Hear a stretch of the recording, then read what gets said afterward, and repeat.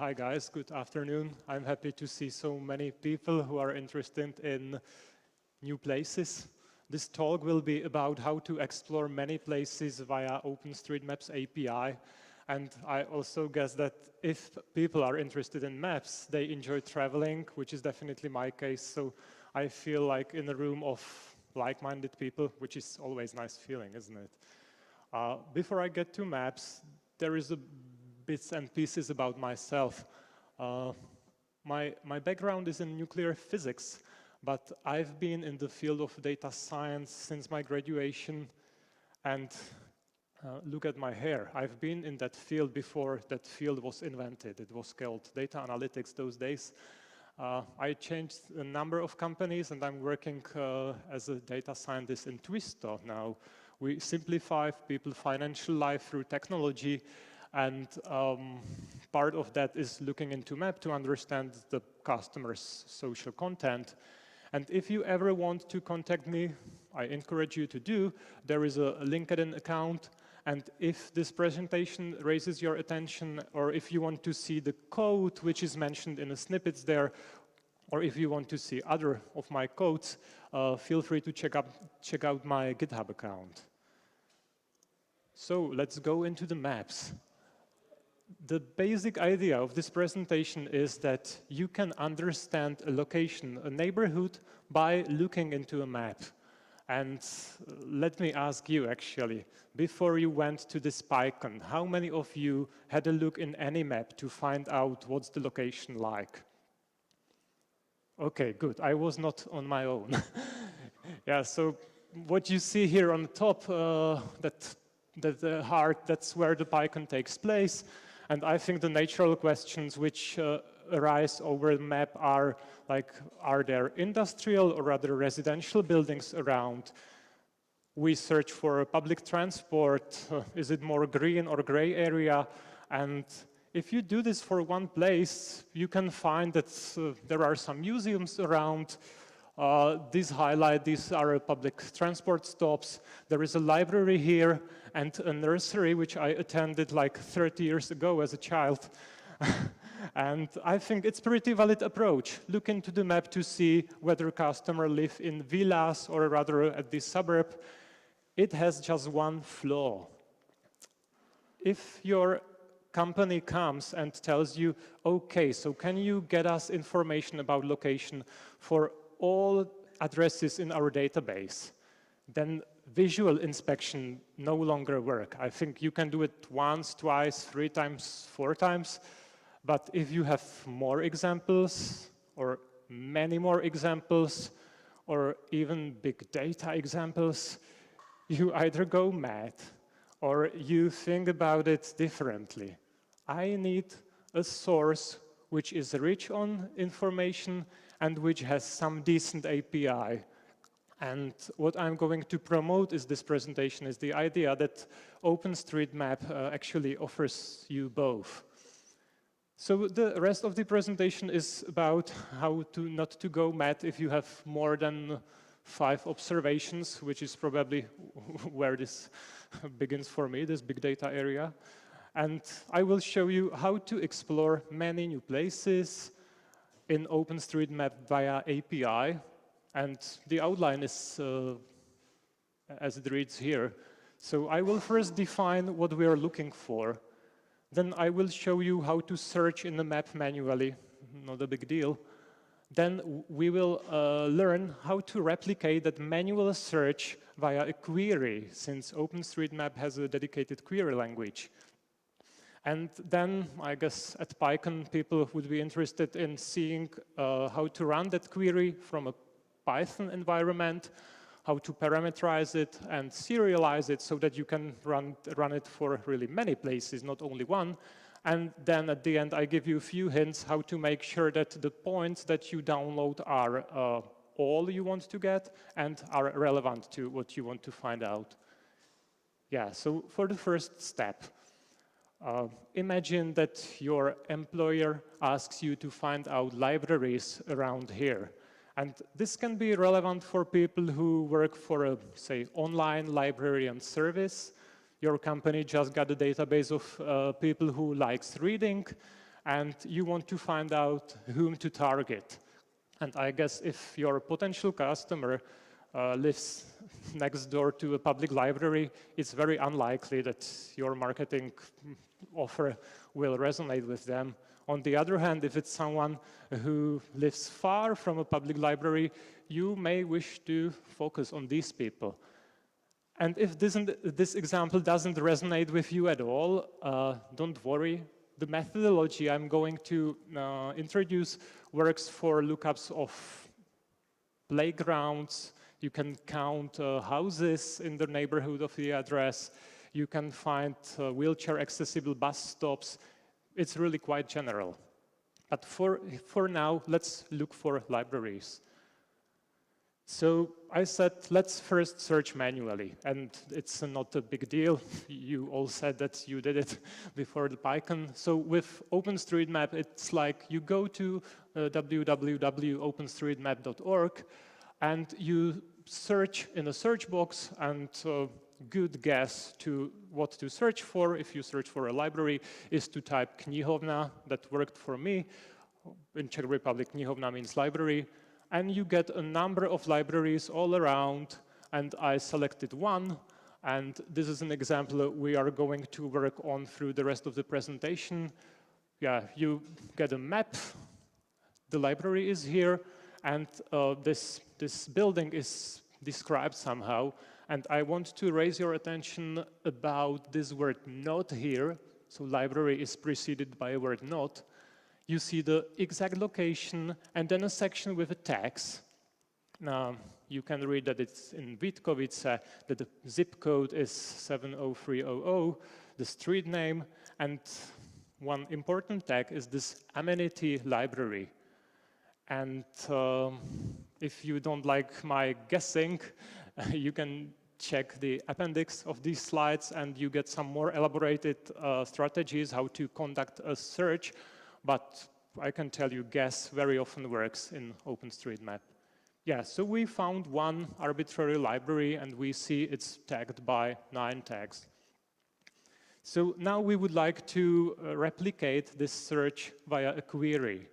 And before I show you how to construct a query in OpenStreetMaps, I want to tell you a bit about how objects are mapped in OpenStreetMaps, since it helps to understand how to construct the query. And it's not a big deal. There are 2 facts you shall know. First, every object in a map consists of points. Its objects are delimited by points. And second, every object can be tagged. So the first one is about how to draw an object into a map. The second one is how to describe the properties of the object. And a bit more to it, there are 3 types of objects in OpenStreetMaps: nodes, ways, and relations. Nodes are used for a point-like objects. It can be a statue in a park, it can be a bicycle stand, it can be a fountain. Then ways are used for either line-like objects, which can be a stream, railway, or a road, or for areas which are enclosed by lines. That can be a park or, say, district of Vítkovice. And then you have relations, and I think the best way to understand relations is to think of them as collections of other objects. So if you imagine the country of Indonesia, each island would be probably a way, and the entire country, that collection of 10,000s of islands, would be relation. Yeah, so to wrap up here, every object in a map is delimited by points, and the objects are mapped either as a node, point-like, or as a way, line-like, or as a relation. And then how do we describe the objects? So every single object can be tagged, and the tagging works as key value pairs. For example, a road can be described or can be tagged as a surface asphalt, and there is an extensive list of features available in OSM. I was tempted to open this link, but it's a huge page with many tags, and it loads really long. So if you check my presentation later, click on this and see that enormous number of features. Yeah, so now we know objects are mapped as nodes, ways, or relations, and they can be tagged. And we will use this to construct the query which replicates our search. So as I said, there is an internal query language in OpenStreetMaps, and the meta code is as follows. So you first say what type of object you're looking for. Is it a node, or a way, or a relation? Then you use these square brackets, and then you use inside tags as a filters. Yeah, we are going to look for a library in a moment. And then you use the parentheses to say where to search. You probably don't want to find libraries worldwide. And then you have the word out, like end of the statement. So for our example with a library, the code would look like this. Yeah, not tags as a filter, so amenity equals library. You could also say I'm interested in the nodes which are at, say, address street Kutuzovova, but then you would find all the objects at the address, not only the library. Then in parentheses, I say where I'm searching, and I use the around operator. I'm looking for a library 50 meters around these coordinates. And for the sake of this example, I copied those coordinates from the manual search here so that you see the result. And then the word out. I find it straightforward. I hope you do too. And the great thing for tuning of these queries is this overpass turbo. So the entire OpenStreetMaps are a community project, and part of all of that is a web interface to run these queries. Let me briefly describe what's here. So you write the query on the left, and I copy the query from the presentation here, and you get the results here. We found that library, and if I click on this result set, you will see that it's the same library I found before. Coordinates are the same. We have 9 tags, including this amenity library here. And what's also good here is that if you click on this data tab on the very right, you see the same results in XML format. And it's not really different from what we saw in a map. You have the ID of the tag and latitude and longitude, and then again, list of 9 tabs, some 9 tags. So overpass turbo is the environment I'm using, and I'm encouraging you to use for tuning the queries. And it's really that simple, right? With this short, I would say brief query, you find a library. So far we're looking for one library, and now comes the step when we want to scale it, and we want to run it from Python. So first I show you how to run that query from a Python, and then we extend it to many libraries. What you see here is a code snippet which so far contains the same text, the same query as I had before. Yeah, it's this node, then square brackets with amenity library, then parentheses with location and out. If I go back, it's not really different. What you have to provide around it to wrap it into some Python code. So I have good experience with library overpy. And in appendix, you can see I also tried another library, which I found less useful for my task. From that library, you import the connector, that's this overpy overpass, and this connector allows you to run the query against the overpass API.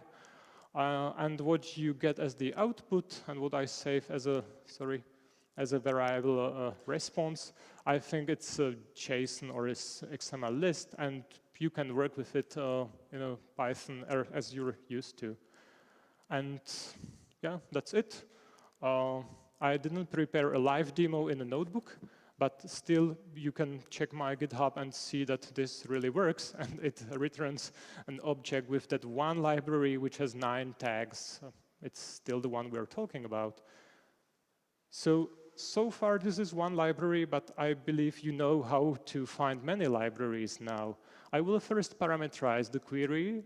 So I omitted the latitude and longitude, and I will insert them as a through format statement, and I saved latitude and longitude in the, as a parameters above.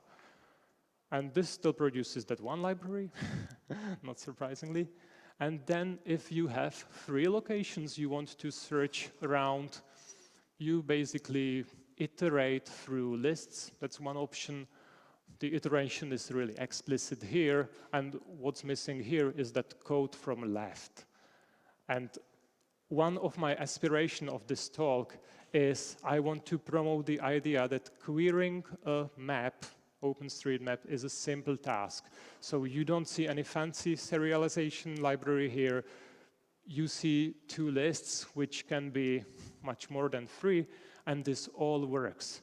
So if you come home and think about it was really not that hard, I will be happy, since it's not really hard to construct a query and then run it for many locations. Yeah, and I think we're almost done. So we are able to run that query, which came from a translation of our manual search for many places. And the only thing left is, it's actually 2 hints how to make sure that you download all relevant points of interest for you. So when it comes to relevancy, I highly recommend do use tags. In my example in Overpass Turbo, I used the tag amenity library here. What I got as the output is only one object, and that's the library.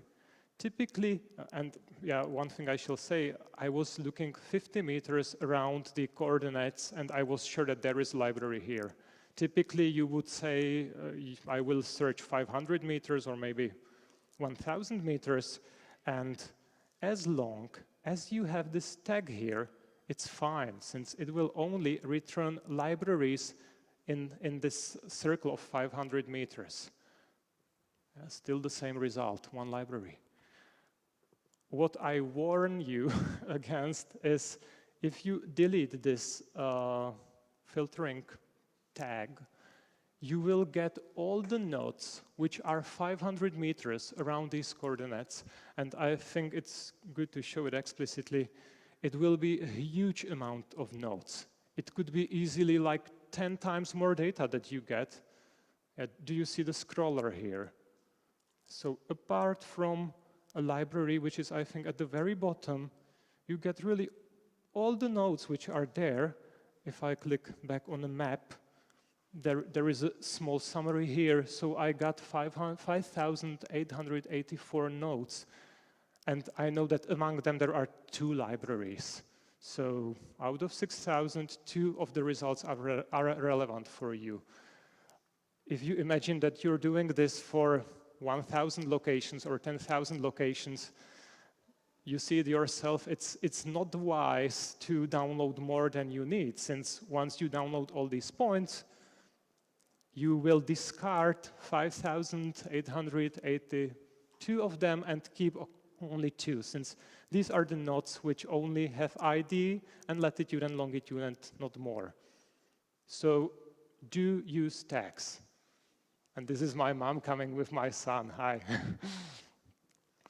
What I was impressed by, the OSM contains billions of elements. You don't want to download them, neither a subset if you're looking for a library.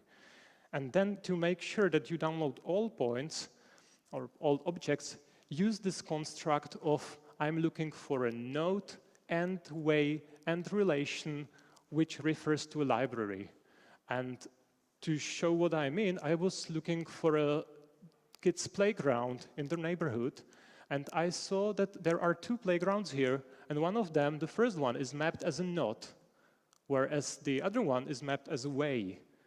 So if you only used my example with a library and you would be looking for a node, you would find the first playground, but not the second one.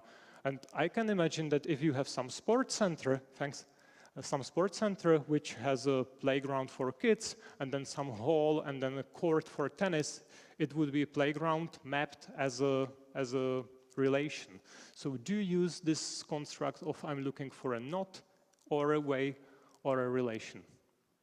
And yeah, that's basically it. Yeah, we did a manual search to find the library. Then we translated it into a query. We ran that query from Python. We serialized that query, and we got what we wanted to do.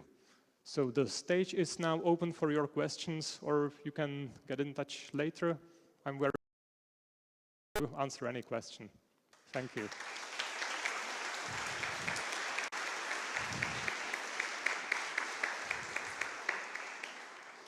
Thank you very much. We do have a few questions that will be shown in a moment. Okay. Is there any limit for a number of queries that you can make against the OSM API per some time unit? As far as I know, there is no limit, but it works on the first in, first out basis. So if you come and block it for a long time, you're blocking the other users. Whenever I'm using it with many of locations, I'm iterating explicitly. So I send a query every half second or so, and I never had issues with that. What I consider more painful thing is that if you don't use the tags to filter, then every query returns too big object, and that's really slowing things down. Thank you. Some libraries are defined as nodes, some as ways, buildings. How do you search for both cases? Yeah, that was the very last hint. You really don't get all the results if you only say, I'm looking for a not, which is tagged library. You shall use this construct of not, or way, or relation. And if you check my slides, then the backup part contains some elegant ways how to avoid writing this union of three types of objects explicitly. There is something called a recursion in the OSM query language, and you can nicely use that. Thank you. OSM is as good as its contributors. How reliable do you find the source of information in Czech Republic, and how reliable is it abroad?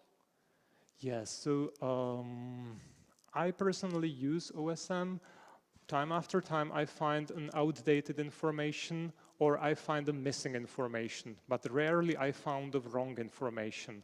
And again, referring to my backup slides, there is one which shows you how you can start contributing. There is a graphical interface and an app which you can download to your smartphone, and you can map as you go. I find it really fine in Czech Republic. Then I also used it in Poland, and exactly as the author of the question said, if people are not willing to contribute much, the quality is lower, but still I find it okay. And then I use it in Portugal, and that was okay too. Thank you. Do you happen to know how was the data about nodes gathered? Yeah, so you can load them manually, point by point, but in the Czech Republic, you find all the buildings since our cadastre, right, the database of houses is open to public, and there are some smart people who wrote the import script to OSM. And if you record one by one, as I do, there is one API for that, and then there's another for a batch loads. So if you work for a developer and you want to load many new buildings from a new district there, there is an API for that, and you can do it using a batch upload. Please invite the audience to contribute to OSM. Yeah, it's really easy. You go to OpenStreetMaps, you click on Edit. Don't really have the demo here, it's only the Overpass Turbo, and then you really draw in the map. Just this morning, I was speaking with one of the organizers, and she told me there is an ATM here, and in like 15 seconds, we listed ATM at this Gong building. So it's enlisting an ATM takes you 15 seconds. It's really easy. Thank you. Shall I read it? I've got this. Do you know of any way how to query OpenStreetMap similar way as you presented, but offline? Yup. Look at my backup slides. You find out that you can either do these queries online towards the production server, or you can download the entire OSM or just a part of the world using a tool called Osmosis, and that runs on your computer, on your server. I have some Twisto colleagues which I think have some experience with that. Yeah, you can download Czech Republic or Polish Baltic Shore to your local. Any good way to download the whole region from GeoFabric that the data is not older than 24 hours? Right, so I think I addressed the question whether you can download a region. You can using this Osmosis library. I don't really know how to use that region offline in Python. I assume that you, as long as you run the server, you just send that query to different API than is my web API, this overpass, but I don't really have experience in that. If you're interested in details, we can look it up together offline, I mean, after the presentation. In this example, we saw a couple of nodes at one place, for example, crossroad. What they are supposed to mean, why they are coupled at one place. I assume you're speaking to cases like this. We won't be able to see it at the moment. Oh, I'm sorry. Could we please switch back? Thank you. As I said, every object is, I will describe what I will show later. Every object is delimited by points. And if I zoom to the maximum here, still can't see it, but this is a curved edge of the building. But there is no way how to draw fine curve in OSM. What you map inside, instead is a set of nodes, and you connect them with lights. With lines. I think if we go a bit, if we defocus this and we go, yeah, for example, this roundabout. Maybe you can see that it's not really a circle, that it's a collection of straight lines, and it's always like this.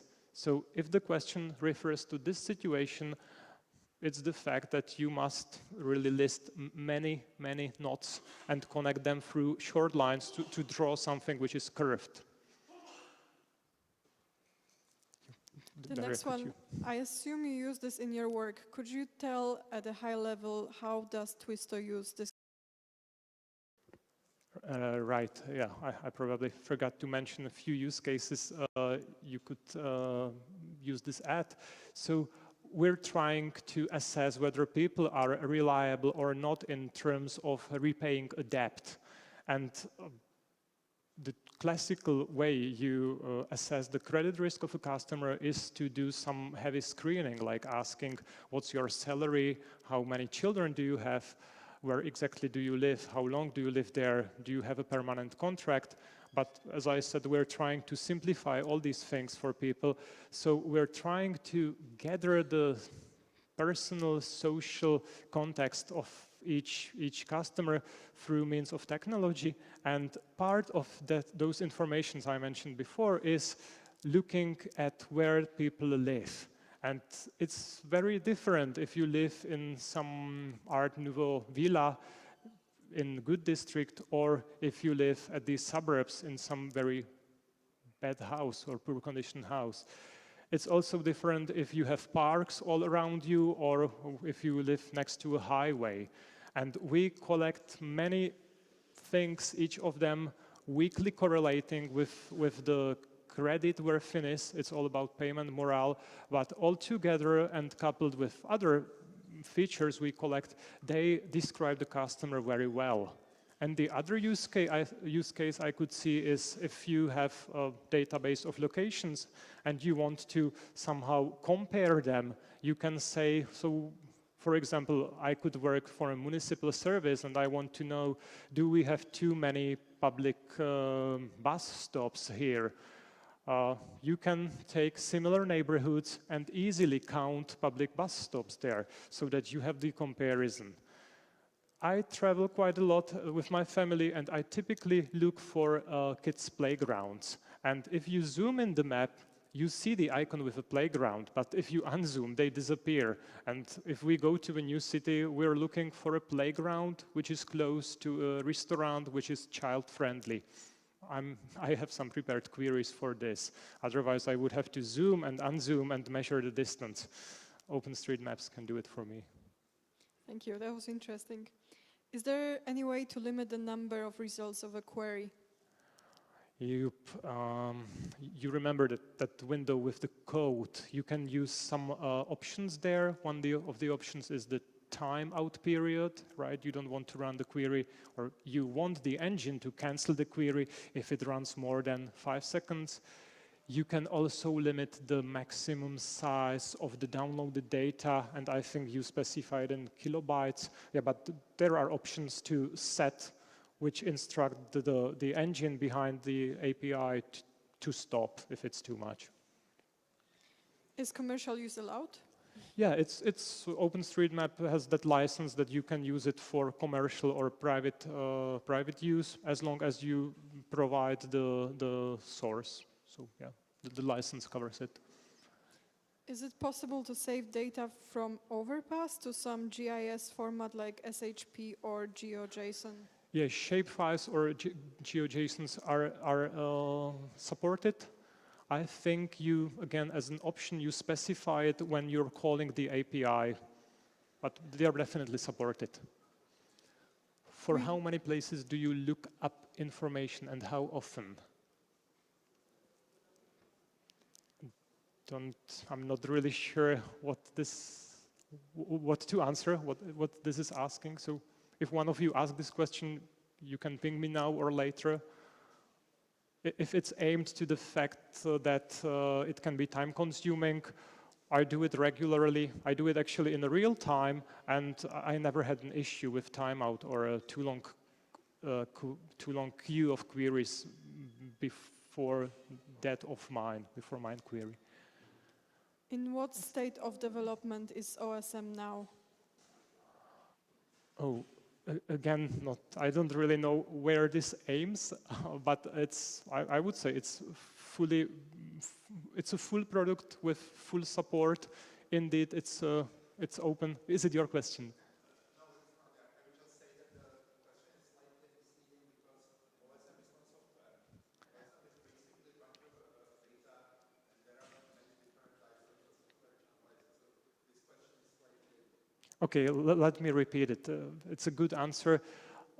You might get an impression that OSM is a software. No, it's a project which focuses on collecting mapping data, and there is a bunch of services coupled to it. One of them is this overpass API. Another of them is this graphical map, which we use at the very beginning. Then you have some export projects, and all in all, this ecosystem is, I would say, it's a standard product which develops as the time goes, but it's very usable at the moment. It's not in some beta version. And then, do you run your own local version of API, or do you spam the public one? Well, let's say ping. Sorry? Let's say ping, not spam.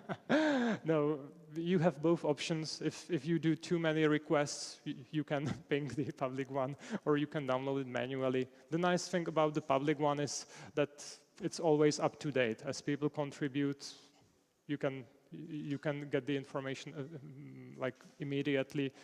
Indeed, if you have too many requests, you shall consider using your local installation. Thank you very much. We will end the questions here. Thank you. Thank you.